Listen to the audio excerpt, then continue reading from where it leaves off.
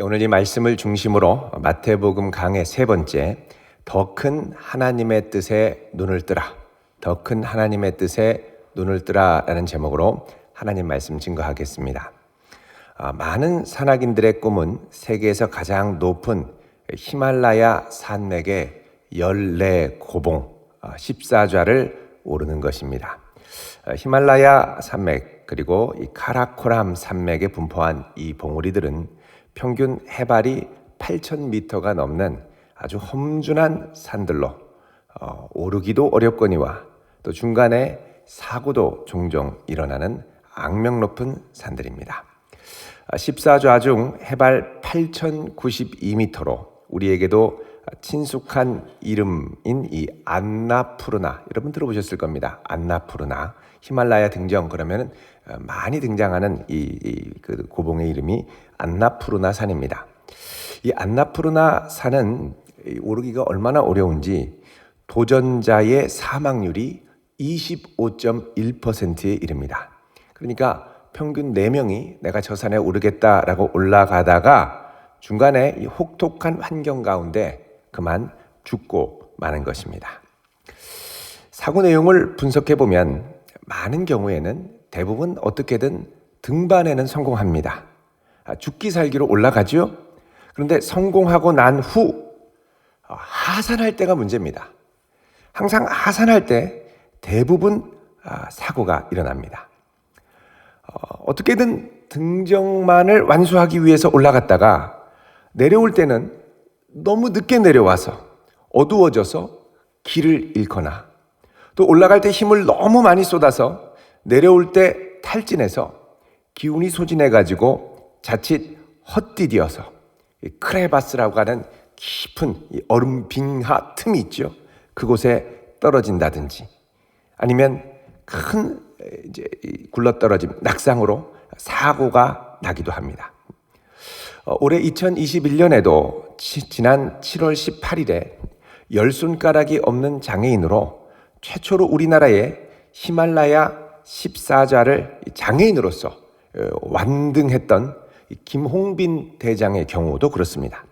마지막 남겨두었던 이 해발 8,047m 이 브로드 피크라고 하는 봉우리를 정복하고 하산을 하다가 그만 7,900m, 해발 7,900m 부근에 이 크레바스에 빠지는 사고를 당하고 만 것입니다. 결국 구조하는데도 실패하고 말았습니다. 오르는 것도 중요하지만 내려가는 것 더 중요합니다. 사실 내려오는 것까지가 끝나는 것인데 오르는 것까지만을 목표로 보고 잘 올라갔다라고 생각하고 끝나면 내려오는 것을 생각하지 못하다가 자빠지는 것이죠. 그래서 오르는 것은 웬만하면 할 수 있을지 모르지만 물론 오르는 것도 어렵죠. 내려올 때 대부분의 어려움이 찾아옵니다.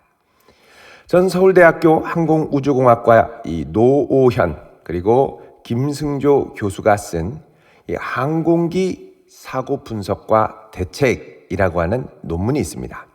이 논문을 보면 그동안 전 세계에서 일어난 이 비행기 사고 500건을 분석한 내용이 나옵니다. 여기 보면 비행기가 이륙할 때 일어나는 사고는 62건에 불과하지만 착륙할 때 일어나는 사고는 229건으로 거의 4배에 가까운 수치로 나옵니다.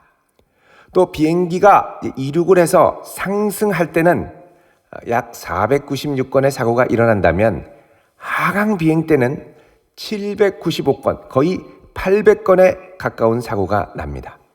전에 우리나라에서 대한항공 괌에서 사고가 날 때도 하강할 때 산맥에 부딪혀서 사고가 났죠. 왜 이렇게 내려올 때 사고가 많이 날까요?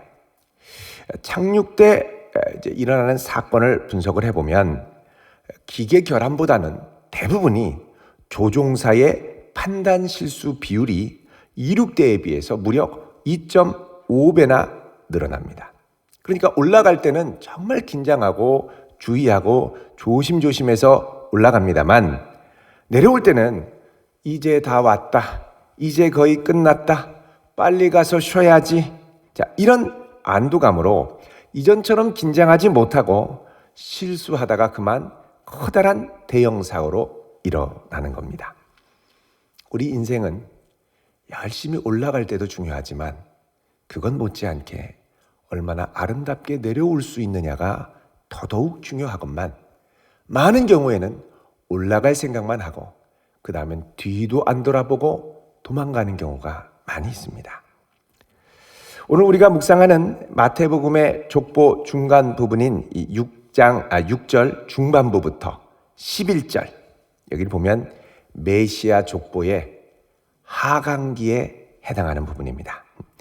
우리 지난주에 살펴보았던 2절부터 6절의 상반기가 이 아브라함 족보의 상승기였다면 이제 오늘 본문은 최고 정점인 다윗에서부터 이스라엘이 멸망을 당해서 포로로 끌려갈 때까지의 이 하강기의 족보입니다.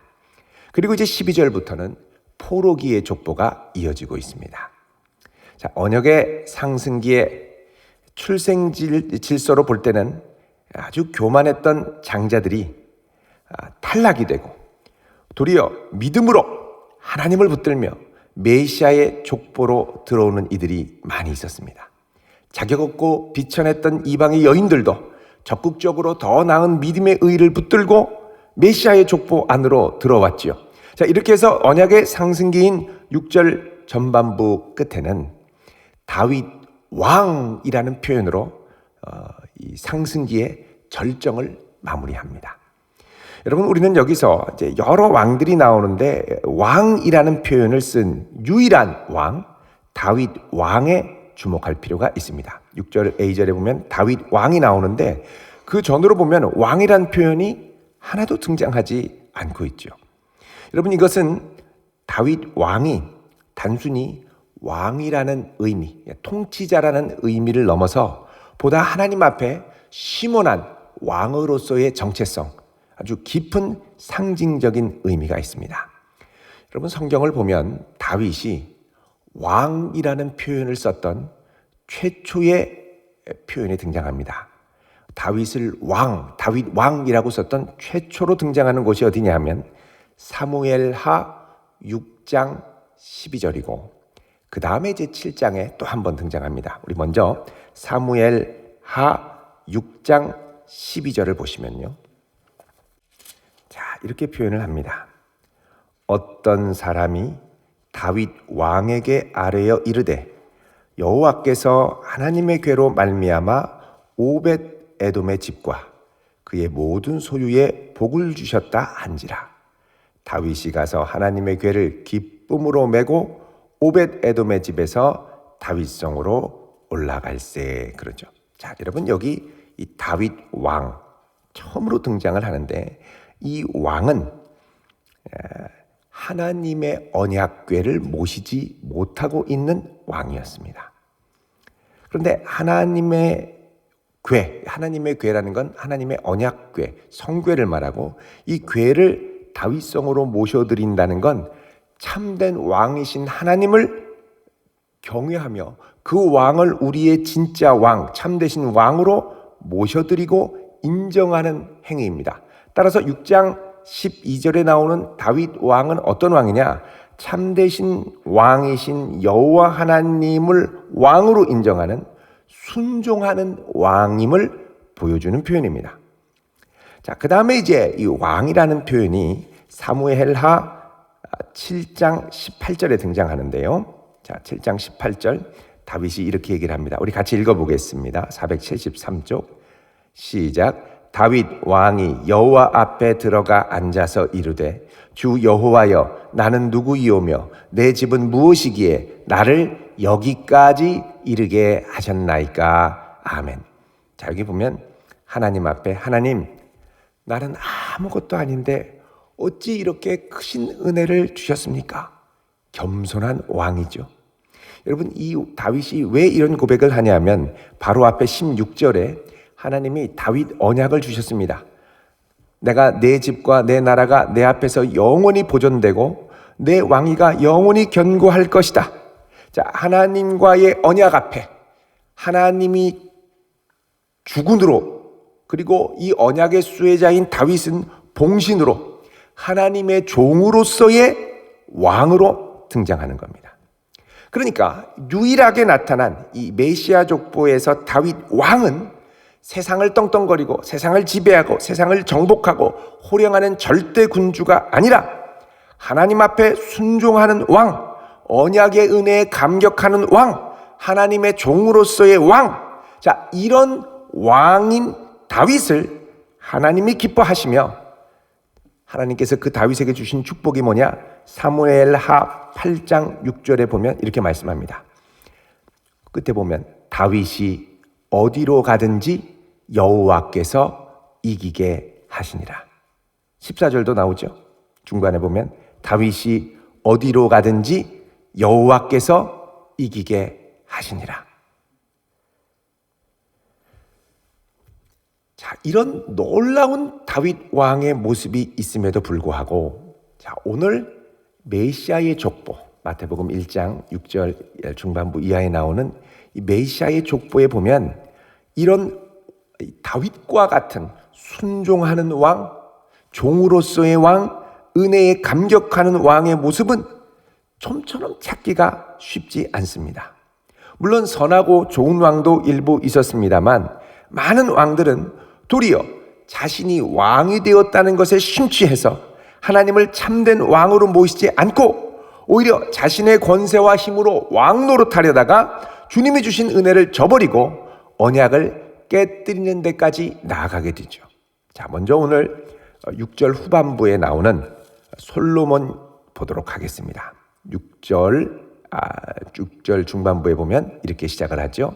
다윗은 우리야의 아내에게서 솔로몬을 낳고. 자, 여러분, 여기 우리야의 아내라는 것은 밧세바를 가리키는 표현입니다. 밧세바라는 이름을 두고 왜 우리야의 아내라고 할까요? 자, 이 우리야의 아내는 메시아의 족보 중에 이방 여인이 등장하는데 앞에서는 다 이름들이 등장했습니다. 다말, 그리고 라합, 룻, 다 이름이 있었죠. 여기서만 이름이 등장하지 않습니다.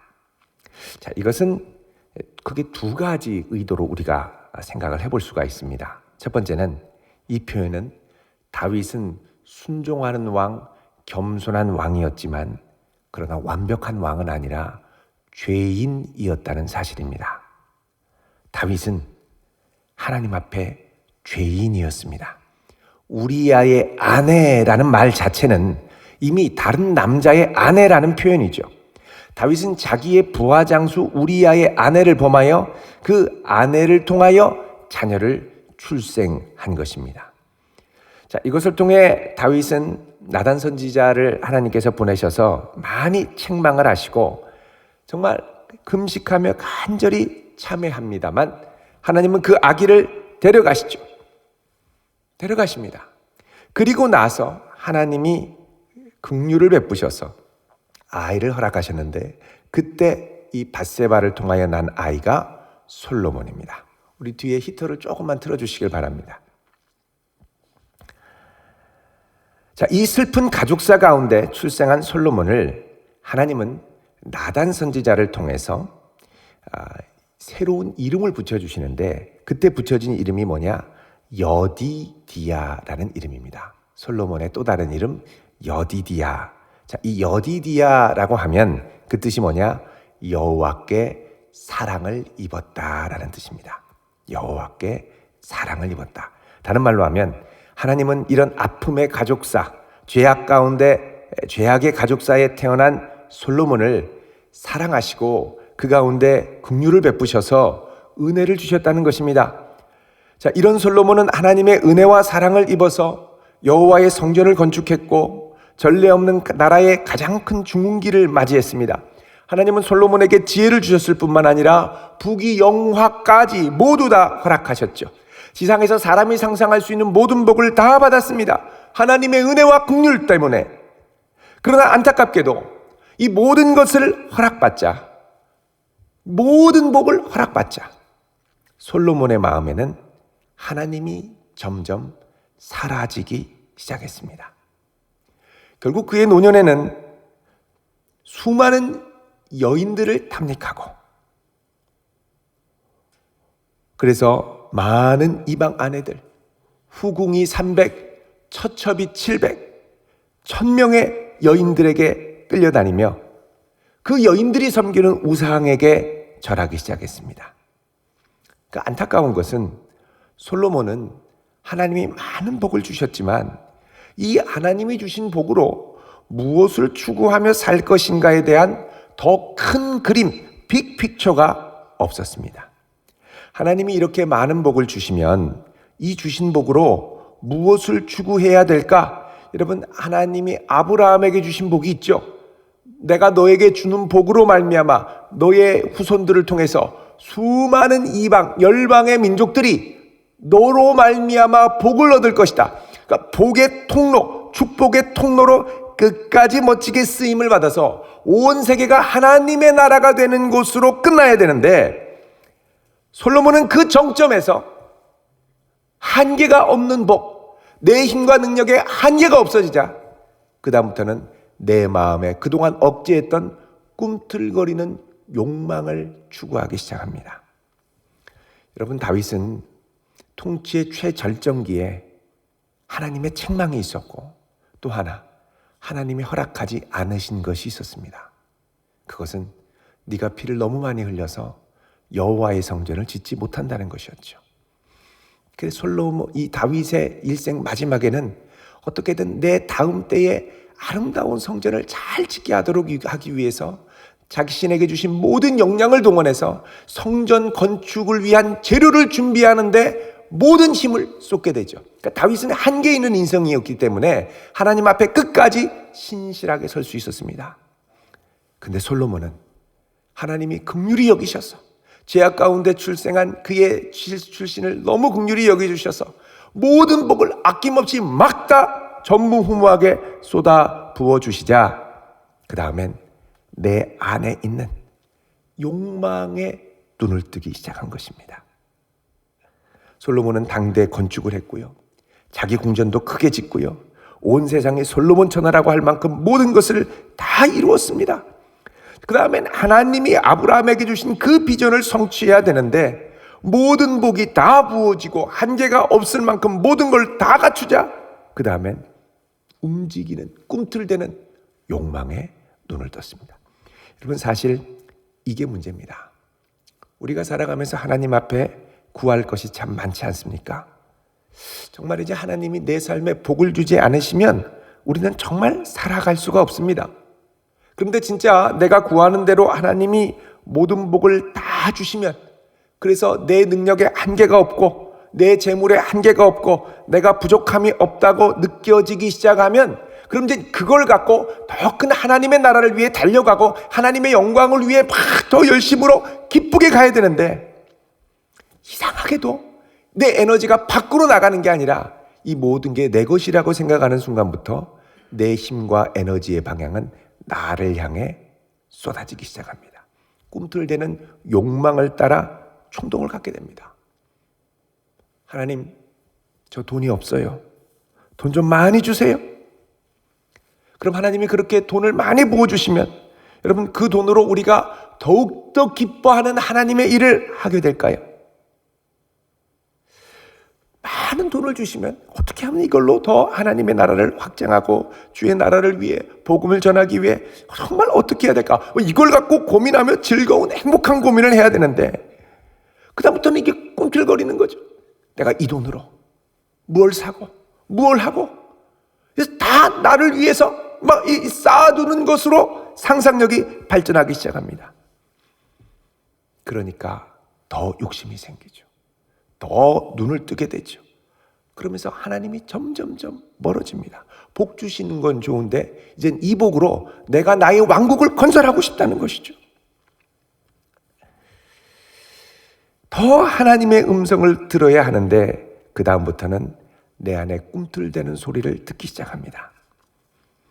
그동안 내가 이렇게 많이 고생했으니 이제는 내가 좀 더 편하게 살고, 이제는 나도 좀 하고 싶은 것도 좀 하고 살고, 사고 싶은 것도 좀 사고, 치장하고 싶은 것도 좀 치장하고, 과시하고 싶은 것도 좀 과시하고 이런 식으로 가게 됩니다. 그러다 보니까 나를 위해 쓸 돈이 항상 모자랍니다. 주의 나라와 의와 영광을 위해 쓸 돈은 아예 없죠. 늘 부족하니까요. 참 희한합니다. 전에는 없는 중에도 풍족하고 여유 있게 주 앞에 기쁘게 드렸는데 시간도 드리고 재능도 드리고 물질도 드리고, 근데 이상하게 하나님이 복을 주시니까 그 다음에는 시간은 더 없고 재능을 들여서 섬길 수 있는 기회도 더 없고 물질은 더더욱 없어집니다. 일하느라 바쁘고 투자하느라 바쁘고 물질이 더 쪼들리게 되고 사람 만나느라 바쁘고, 이런 메커니즘으로 솔로몬의 인생이 돌아가기 시작한 거죠. 하나님께 예배드릴 시간 없었습니다. 왜요? 1000명이나 되는 여인들 쫓아다니면서 우상 숭배하는데 얼마나 시간이 없는데요. 그 여인들이 해달라는 거 다 해줘야죠.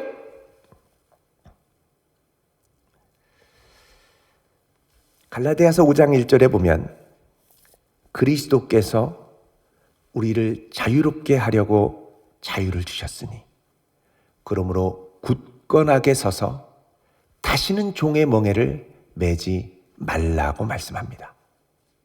주님이 복을 주셔서 자유케 해주셨는데 이제 이 자유로 우리는 또다시 나의 욕망과 방종과 쾌락의 멍에를 매려고 하는 것입니다.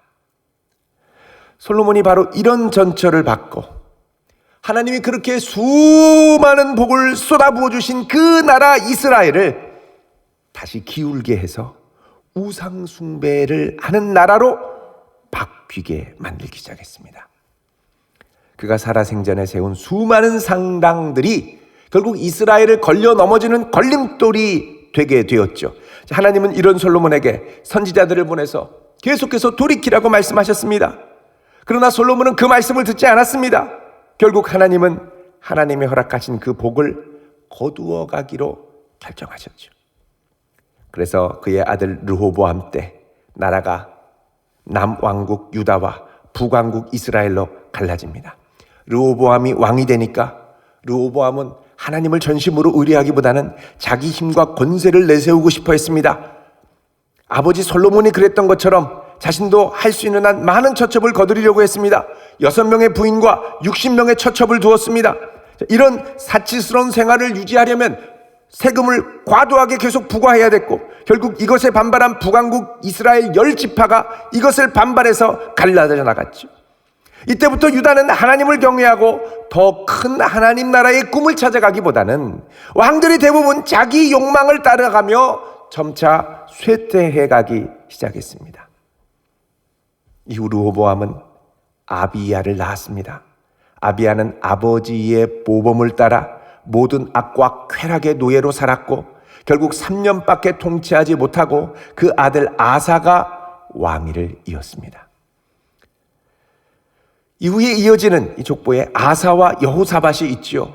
이 둘은 하나님을 경외하는 마음으로 나라를 회복하기 시작하기는 했습니다만 여호사밧 때 결정적인 실수를 저지릅니다. 그건 뭐냐? 그의 아들 여호람을 북이스라엘의 아하방 그리고 이세벨 여왕 사이에 난 딸 아달랴와 결혼시켜서 왕조가 거의 이지러질 정도로 위기 가운데 몰아갔습니다. 그리고 그 이후에 나온 아하시아, 요아스, 아마샤 이 세 왕 모두 악한 왕인데 여기 마태복음 족보에는 아예 생략이 되어버렸습니다. 없어져 버렸어요. 이 마태복음 족보는 있는 그대로의 족보가 아니라 메시아의 계보를 잇는 신학적 계보입니다. 그래서 마태복음 1장 8절에 보면 요람은 우시야를 낳고 이렇게 돼 있죠. 여기 요람은 우시야를 낳고 끝부분에 자 여기에 이제 그 사이에 있는 왕이 아하시아, 요아스, 아마샤입니다. 그 이후에 1장 9절에 나오는 우시야와 요담은 잘한 부분도 물론 있지만 많이 아쉽습니다. 우시야는 잘하다가 후반부에 교만해져가지고 여호와의 전에 직접 들어갔다가 문둥병이 생겨서 평생 격리되어 살았습니다. 요담은 선한 일을 많이 했지만 산당을 제거하지 못했습니다. 그러다가 나온 아하스는 우상 숭배에 몰두했고 심지어는 어린이들을 불에 살라 자기 자녀를 인신제사를 바치기까지 했습니다. 감사하게도 구절에는 히스기야가 나와서 하나님의 뜻을 잘 준행하다가 그 도생의 말년에 바벨론의 사신들이 오니까 자기 무기창고 다 보여주고 일종의 이 비밀 협정을 맺고 교만했다가 하나님께 심판을 선고받습니다. 이후 나온 므낫세는 이스라엘에서 55년이라는 가장 긴 기간을 다스리면서 가장 악독한 왕으로 군림했고, 이후로 이어지는 아몬은 너무 악독해서 왕이 된 지 2년 만에 죽게 됩니다. 1장 10절에 보면 요시야 때 마지막으로 다시 개혁을 일으키려 했지만 결국 그의 아들 여호아스로부터 이스라엘이 급격하게 내리막길을 걷고 파멸의 길로 내려가게 됩니다. 결국 이런 파멸 끝에 오늘 본문 11절은 다음과 같은 말씀으로 쇠퇴기의 끝을 마무리합니다. 우리 11절 읽겠습니다. 시작. 바벨론으로 사로잡혀 갈 때에 요시야는 여고냐와 그의 형제들을 낳으니라. 아멘. 자, 여기에 마지막에 보면 이스라엘의 를 위해서 열심히 노력을 했던 요시야 왕 이후에 악한 왕들을 다 생략해 버렸습니다. 그리고 바벨론으로 사로잡혀간 여호야긴 왕이죠. 그의 형제들을 소개하는 것으로 끝을 맺습니다. 여기 이제 11절에 여고냐와 그의 형제들이라는 표현은요, 2절에 보면 유다와 그의 형제들이라는 표현과 비슷하죠. 자, 2절에서 유다와 그의 형제들은 장차 세워질 이스라엘 12지파를 암시하는 것으로 살펴봤습니다. 마찬가지로 여기서 여고냐와 그의 형제들은 포로 상태로 들어간 이스라엘, 그러나 하나님의 구원 역사를 이어갈 이스라엘이 계속 이어지고 있다는 걸 보여줍니다. 여러분, 유다가 자기 자신을 형제들을 위한 대속물로 내어주었던 이야기들을 우리가 생각해 봤는데요. 요세푸스의 유대 전쟁사에 보면 이 여고냐는요, 예루살렘 성이 마지막으로 함몰되기 전에 성전이 불에 타지 않도록 가족과 함께 먼저 자신을 투항해서 자발적으로 포로가 됩니다. 그래서 성전이 완전히 회파되는 걸 막게 되죠. 그래서 유대인들의 칭송을 받게 됩니다. 그러니까 유다와 같은 자기를 내어줬던 역할을 바로 이 여고냐가 했던 것입니다. 자, 오늘 우리가 이렇게 하강기의 족보를 살펴보면 참 아쉬움이 많습니다. 상승기에는 그토록 여러 사람들이, 믿음의 선진들이 자격도 되지 않고 연약하지만 어떻게든 하나님의 의를 붙들고 몸부림치며 나아갔다면, 하강기에는 많은 왕들이 하나님이 주신 복을 마치 자기 것인 양, 그 복을 잡자마자 얼마 지나지 않아 그동안 잠재되었던 꿈틀거리는 자기 욕망을 따라 사는 것을 볼 수가 있습니다. 여러분, 우리의 믿음 생활도 그렇습니다. 날마다 주님을 붙들고 적극적으로 믿음으로 나아가서 하나님의 놀라운 은혜와 복을 많이 받고 많이 경험할 수 있기를 축원드립니다.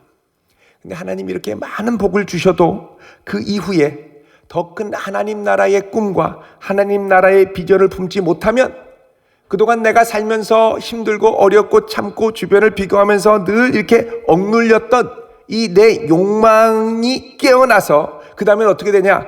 죄의 소욕을 따라 그 욕망을 중심으로 추구하며 살아가려고 합니다. 그때부터 사실은 우리 인생의 쇠락기, 우리 가정의 쇠퇴기, 내 사업의 쇠퇴기, 내 신앙의 쇠퇴기, 내 교회 생활의 쇠퇴기가 시작이 됩니다. 내가 한때 이렇게 열심히 했었는데 과거의 전성기를 지냈던 분입니다. 지금은 하강기입니까? 쇠퇴기입니까? 포록입니까? 상승도 좋지만 내려올 때 정신을 번쩍 차려야 됩니다. 이럴수록 우리는 마음을 함께 모아 더욱더 주님을 사랑하고 섬기며 우리를 향한 더 큰 주님의 뜻, 하나님의 나라를 향한, 우리 교회를 향한 하나님의 더 큰 뜻이 무엇인지 발견하고 추구하며 살아갈 수 있어야 됩니다. 하나님의 더 큰 뜻에 눈을 뜨는 복된 성도 될 수 있기를 주님의 이름으로 축원드립니다. 기도하겠습니다. 거룩하신 아버지 하나님, 연약한 우리의 인생을 긍휼히 여기사 주를 향하여 열심히 달려갈 때뿐만 아니라 이제 우리 인생이 쇠하고 여러 가지 상황이 여의치 않아 내려올 때에도 끝까지 정신을 차리고 눈을 들어 주님을 바라보게 하시고 우리 인생이 끝까지 하나님의 나라를 위하여 쓰임받을 수 있는 복된 생이 되게 하사 나중에 주 앞에 설 때에 잘했다 착하고 충성된 종아 칭찬받는 복된 성도 되게 하옵소서. 예수님의 이름으로 기도하옵나이다. 아멘.